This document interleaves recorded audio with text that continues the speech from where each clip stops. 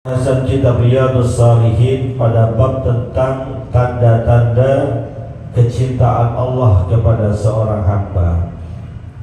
Ada sebuah hadis yang diriwayatkan oleh Abu Hurairah radhiyallahu taala anhu bahwasanya Nabi kita Muhammad sallallahu alaihi wasallam bersabda, "Idza ahabba Allahu taala al-'abda," apabila Allah Subhanahu wa taala mencintai seorang hamba, nada Jibril, kemudian Allah akan panggil malaikat Jibril.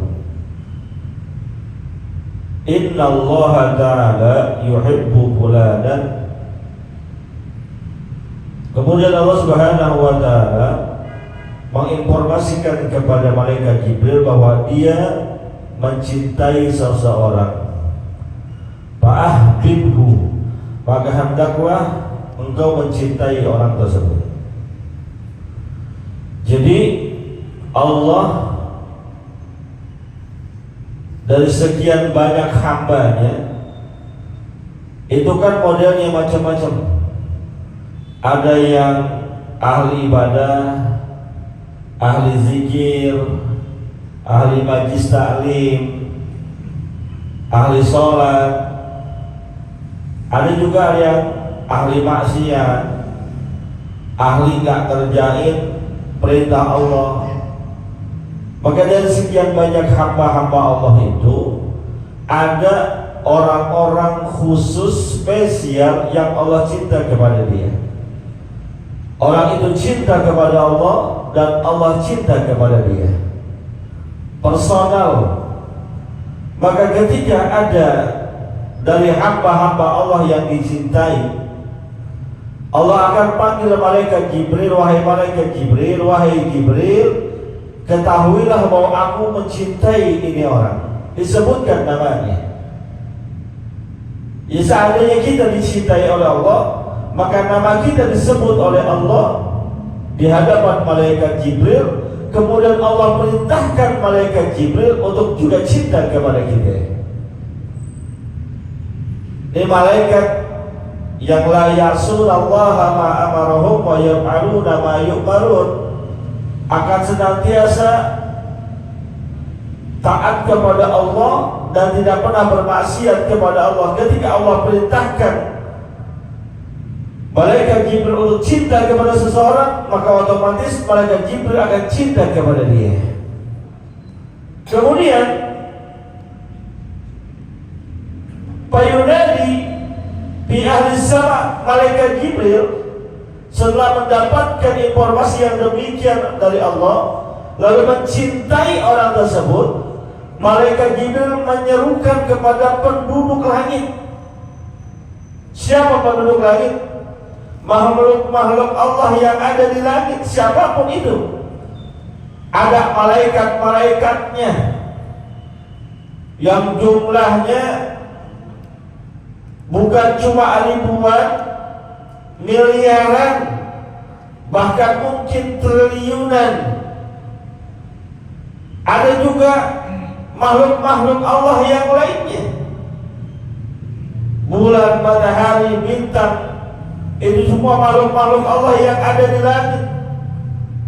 Malaikat Jibril menyerukan kepada para penduduk langit, menginformasikan, "Inna Allah yuhibbu fulanan," wahai para penduduk langit, ketahuilah bahwa Allah Subhanahu wa ta'ala mencintai orang tersebut. Fahibuhu, maka perintah Allah, kalian diminta untuk mencintai orang tersebut. Kemudian fayuhibbuhu ahlus sama, mendapat perintah Allah yang seperti itu, penduduk langit juga cinta kepada orang tersebut. Artinya apa ya? Kalau Allah sudah cinta kepada seorang hamba, tidak ada satu makhluk pun yang berani dan bisa menyakiti orang tersebut. Kalau Allah sudah cinta kepada seorang hamba, tidak ada makhluk-makhluk Allah yang bisa menyusahkan orang tersebut. Seandainya pun ada segelintir orang yang berkumpul ingin menyusahkan dia orang yang dicintai oleh Allah nggak bakalan bisa. Allah nggak bakalan nyakiti orang-orang yang telah dicintainya. Maka permasalahannya adalah sekarang bagaimana kita ini bisa menjadi orang yang dicintai oleh Allah. Caranya hadis sebelumnya itu sudah kita temukan. Pertama,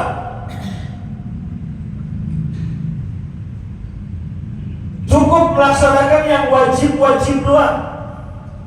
Sholat 5 waktu jangan pernah ditinggal. Kalau perlu jangan pernah kesiangan, keteledoran. Puasa Ramadan jangan pernah ditinggal. Zakat jangan pernah tidak dibayarkan. Ini kan yang wajib-wajib. Orang yang sudah mengerjakan yang wajib-wajib, amalan tersebut mengantarkan kepada cintanya Allah kepada dia. Kalau sudah mengerjakan yang wajib-wajib, naik ke level berikutnya, kerjain yang sunnah-sunnah. Sholat wajib mudah, tambahin dengan yang sunnah. Rawatib, qobliyah, ba'diyah, awabin, duha, tahajud, tahiyatul masjid, sholat sunnah wudu, istikharah, sholat sunnah mutlak dan lain sebagainya. Tambahin. Ibarat rekening kita nggak pengen stuck di situ-situ aja, nambah dan nambah.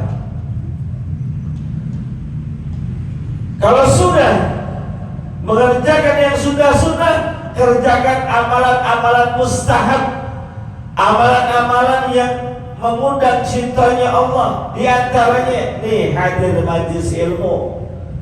Pak, hadir majlis ilmu berat apa kagak? Berat apa kagak? Berat. Kalau bilang enteng bohong. Berat Pak ngaji. Godaannya banyak banget. Saking beratnya Nabi pernah mengatakan, man salaka tariqan yaltamisu bihi ilman sahhalallahu lahu tariqan ila jannah. Siapa orang berada di jalan di mana jalan tersebut terdapat kajian ilmu pengetahuan, maka Allah akan mudahkan buat dia jalan ke surga. Karena imbalannya yang sangat luar biasa, berarti amalan hadir di majlis taklim itu berat. Nah, amalan-amalan mustahab ini kita upayakan dan usahakan. Apalagi as-sholatu ala waqtiha, itu amalan mustahab tuh. Ketika baginda Nabi kita Muhammad SAW ditanya, ya Rasulullah, apakah amalan yang mengantarkan kami kepada cintanya Allah? Tuh baginda Rasul, sholatlah pada waktunya, atau sholatlah di awal waktunya. Berat apa susah? Berat. Apalagi yang banyak kerjaan. Jangankan yang banyak kerjaan, yang pengangguran aja berat. Kan. Allahu Akbar, Allahu Akbar. Johor antar aja dah, Johor kan waktunya panjang. Waktunya bisa sampai jam 3. Boleh gak sholat Johor jam 3? Boleh apa kagak sholat Johor jam 3? Boleh. Emang masih waktunya. Tapi yang dicintai oleh Allah di awal waktu, kerjain sikrah. Berangkat mendirikan sholat itu semangat. Jangan ya Allah udah juhur aja belum balik rebahan. Lemes banget. Lagi di kerjaan, depan laptop, bunyi aja Allahu Akbar, Allahu Akbar. Terusin kerjaan apa berangkat sholat. Jarang langsung matiin berangkat, jarang. Taruhlah dikit lagi tanggung. Yang lagi nunggu tarikan ojek, tarikan ojek dari pagi belum nyangkut. Zuhur 11.58, 11.57 bunyi HP kita, tarikan. Ambil, ampe, cancel. Ambil. Kan? Ambil. Emang nungguin dari tadi. Ini amalan-amalan mustahab nih. Amalan-amalan yang mendatangkan cintanya Allah Subhanahu wa Ta'ala. Sholat 5 waktu di awal waktunya, hadir majlis taklim, menyayangi anak yatim. Itu amalan-amalan yang mustahab yang sangat dicintai oleh Allah Subhanahu wa Ta'ala.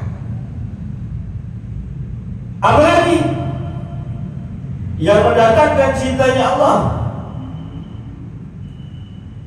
Sabar ketika mendapatkan musibah.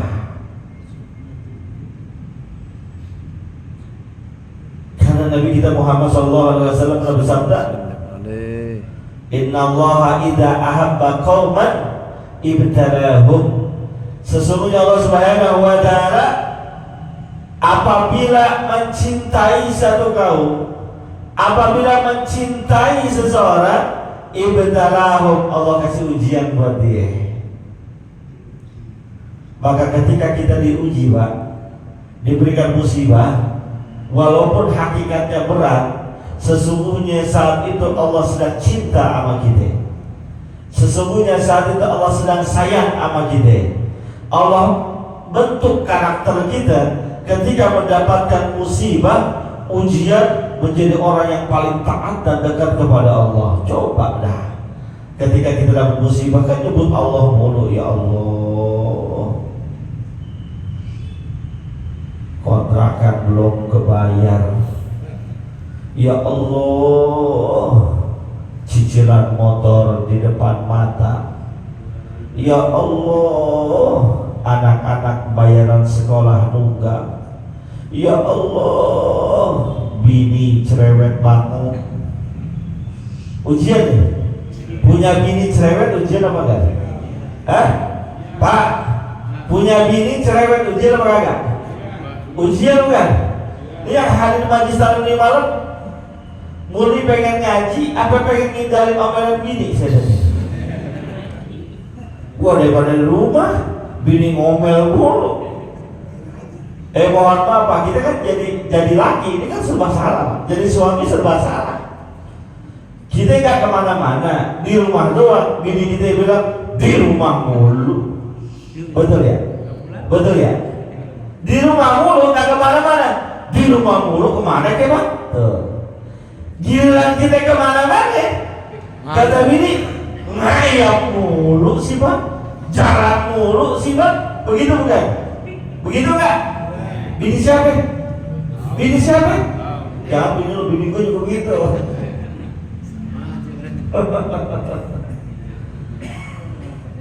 Tapi ternyata di balik setiap musibah yang kita rasakan, setiap kesusahan yang kita terima, itu adalah bentuk kasih sayang Allah, cintanya Allah kepada kita. Ini ada cerita, sebetulnya saya malas ceritainnya, tapi ada sesuatu yang menarik karena cerita ini sering disampaikan oleh guru-guru kita. Ada seorang wali di negeri Yaman sana, tapi dia nggak tahu kalau dirinya wali. Kalau nggak salah namanya Bajalban, Abdullah Bajalban atau Abdurrahman Bajalban. Saya pernah ceritakan cerita ini. Dia malas banget kalau pulang rumah. Kenapa? Bininya galak banget. Bininya galak banget. Akhirnya saking galaknya suatu ketika diusir tuh lakinya sama bininya. Udah bang, usul aja deh bang, lu minggat sana bang, di sini nyusahin gua doang. Akhirnya dia orang Syekh Bajalban ini minggat sampai ke hutan. Di tengah hutan ketemu sama 2 orang. Kenalan. Akhirnya dia bilang begini, itu udah berapa lama di hutan ini? Ya adalah kira-kira 2-3 bulan dah. Udah lama. Terus makan minumnya gimana? Ya Allah yang nurunin. Caranya gimana? Entar. Pas waktu makan saya tunjukin. Masuk waktu makan, selepas sholat, dia orang berdoa kepada Allah Subhanahu wa Ta'ala, ya Allah, dengan keberkahan walimu yang bernama Bajalban, tolong turunin makanan dan minuman. Turun tuh makanan minuman, ada nasinya, ada opor ayamnya, komplit. Kata di Bajalban, lalu aja bawa nama ini orang. Akhirnya ditanya itu yang dua orang, Bang, tadi ente ketika doa bawa nama Bajalban, emang ente kenal tuh Bajalban siapa? Enggak, saya gak kenal. Cuma dulu kami diilhamkan ketika tersesat di hutan ini, kalau doa kita mau diterima, bertawassullah dengan Syekh Bajalban, karena dia adalah wali daripada walinya Allah Subhanahu wa Ta'ala. Kata Bajalban, itu kan gua. Emang ente tahu sebabnya dia wali? Kenapa? Karena dia sabar banget ketika diomelin bininya. Jadi wali. Bapak-bapak mau jadi wali sekarang? Mau jadi wali? Wali murid. Nah kalau pengen jadi wali, cari bini yang rada galakan dikit. Ada lagi kisah menarik tentang, saya juga nggak tahu ini ceritanya sahih apa enggak, tapi terdapat dalam kitab Uqudul Jain fi Haqqi Zawjain, cerita tentang Nabiullah Ibrahim dan Nabiullah bukan itu. Cerita tentang seorang yang mencari kayu bakar di hutan. Ada seseorang kerjanya nyari kayu bakar di hutan. Setelah dicari, dikumpulin, bawa pulang. Yang bawa pulang tuh kayu bakar bukan dia yang gendong sendiri, bukan juga ditaruh di atas kendaraannya, bukan. Yang nunggangin, yang mikul itu kayu bakar adalah macan, harimau. Gak tanggung-tanggung, peliharaannya macan sama harimau. Tuh kayu selepas ditaruh jalan aja. Akhirnya selang beberapa tahun,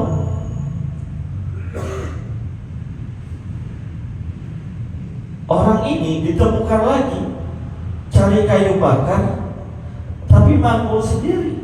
Kalau dulu lagi awal-awal kayu bakarnya dipangkul apa ya? Harimau apa macan. Sekarang beberapa waktu kemudian dipanggul sendiri, udah nebak sendiri, ngumpulin sendiri, dipanggul sendiri, capeknya luar biasa. Akhirnya penasaran ini orang yang bertemu kepada beliau, ditanya, wahai Tuhan, dulu ketika pertama kali saya ketemu engkau, saya lihat kau punya karomah luar biasa, didampingi oleh harimau yang memanggul tebangan kayu bakar yang kau kumpulkan di hutan. Kenapa sekarang saya nggak lihat lagi tuh harimau, engkau panggul sendiri? Apa jawabannya? Ketahuilah dulu ketika saya ada yang bantuin saya kar harimau, dulu saya punya istri galak banget. Udah galak cerewet lagi. Enggak lama istri saya itu yang galak cerewet meninggal. Selepas meninggal saya kawin lagi. Dan alhamdulillah yang istri sekarang cakep, solehah, gak pernah ngomel. Kata dia orang, berarti kau beruntung dong. Beruntung sih beruntung, cuma karomahnya hilang, keutamaannya tadi hilang, macannya juga hilang, kabur. Kalau gitu mendingan bini galak juga ternyata. Ini sebuah cerita-cerita yang ingin digambarkan bahwa ketika kita berada dalam kesusahan, kita berada dalam kesulitan, gak usah jadi putus asa, frustasi. Perjalanan hidup kita ini di dunia hanya sepanjang usia kita, 60 sampai 70 tahun. Dari sekian banyak perjalanan hidup yang kita lalui, itu kan yang kita hadapi macam-macam. yang senang ada, yang bahagia ada, yang menggembirakan ada. Tapi ada juga yang nyusahin, yang bikin sedih, yang bikin kesel, yang bikin gondok, yang bikin sakit hati. Maka ketika kita mendapatkan yang kayak gitu tuh, yang bikin sakit hati, bikin kesel, bikin sedih, bikin pikiran, jangan terlampau kita larut di dalamnya. Karena sesungguhnya ketika Allah memberikan kita kesusahan, di situ ada kemudahan. Lihat surat Al-Insyirah. Inna ma'al usri yusra. Sesungguhnya bersamaan dengan kesulitan yang kau hadapi, di situ ada kemudahan. Cuma kita belum ketemu jalannya, belum mendapatkan hikmahnya. Yang kita lihat begini doang nih, susah banget nyari duit, bini galak, rumah kontrak,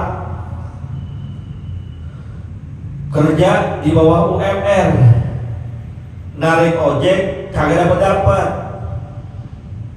Kan susah banget hidup begitu tuh. Mau diam di rumah diomelin, mau narik keluar juga gak dapat. Susah, kebutuhan banyak.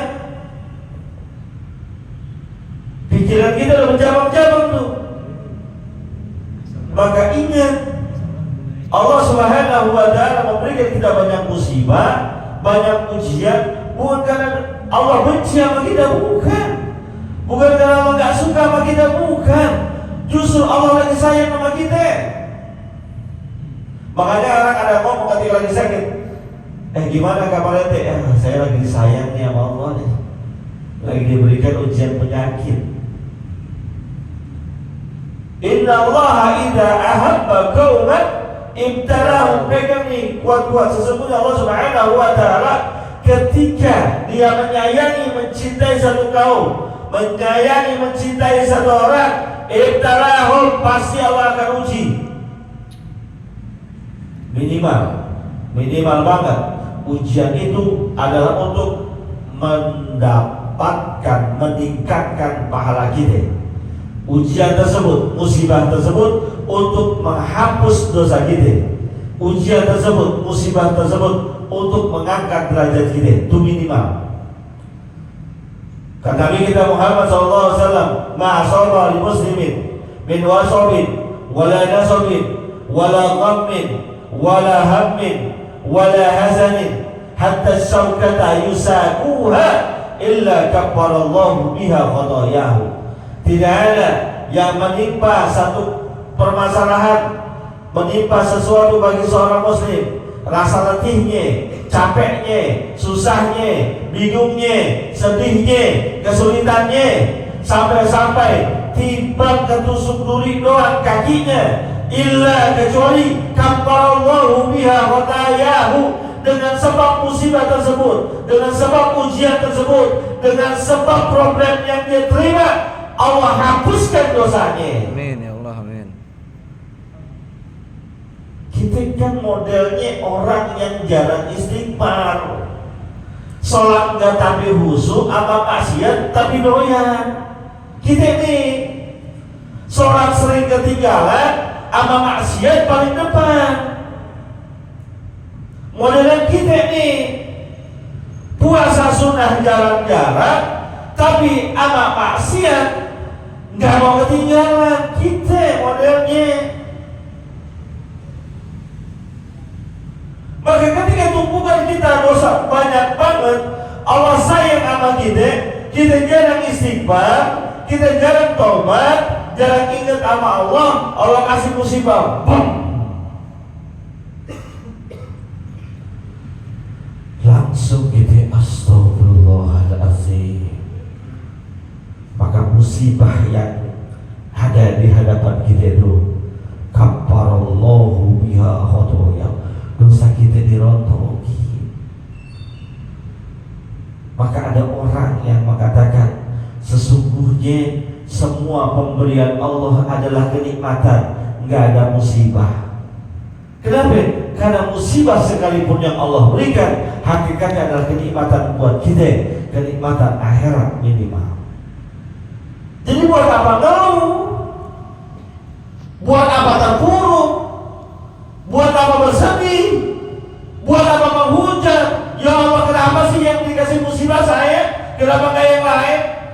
rajin sholat ya Allah, dia yang gak pernah sholat kenapa gak diberikan ujian kayak gini?